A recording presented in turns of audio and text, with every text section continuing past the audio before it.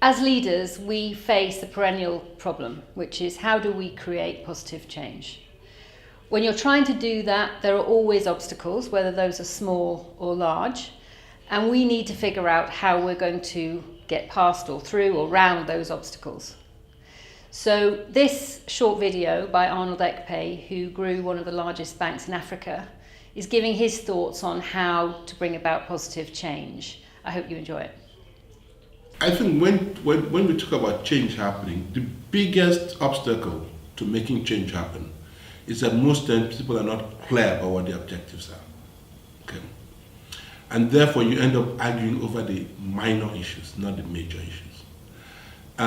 My approach to making change happen was I focused on what was the objective, what's the win-win proposition. Okay, I tend to be transparent. Okay, this is what I'm looking for, and this is what I'd like from you. Everything else we could negotiate around, you know what I mean? So the guy is disrespectful to you, so what? I mean, it doesn't matter, you know, it's no skin off my back.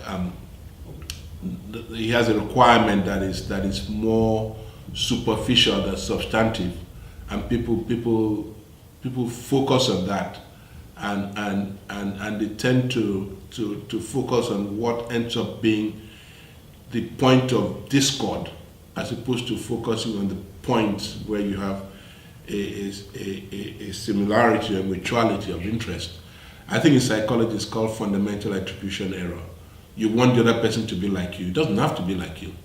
Okay, he can be different, and that's perfectly okay. But you can meet at a point where you both have a shared interest. The most important thing is decide what you want.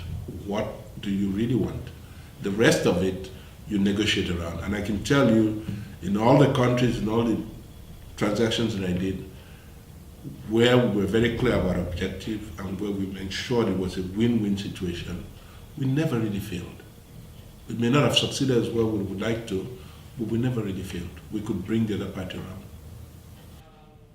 So I hope you enjoyed that short video from Arnold. What I found really useful about his approach is the clarity of it. You know, focusing on the point of shared interest rather than on the point of discord.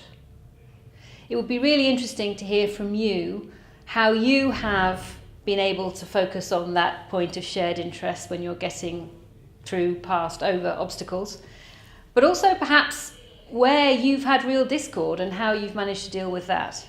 We'd really love to hear from you, so please do comment and look for the next bite-sized video.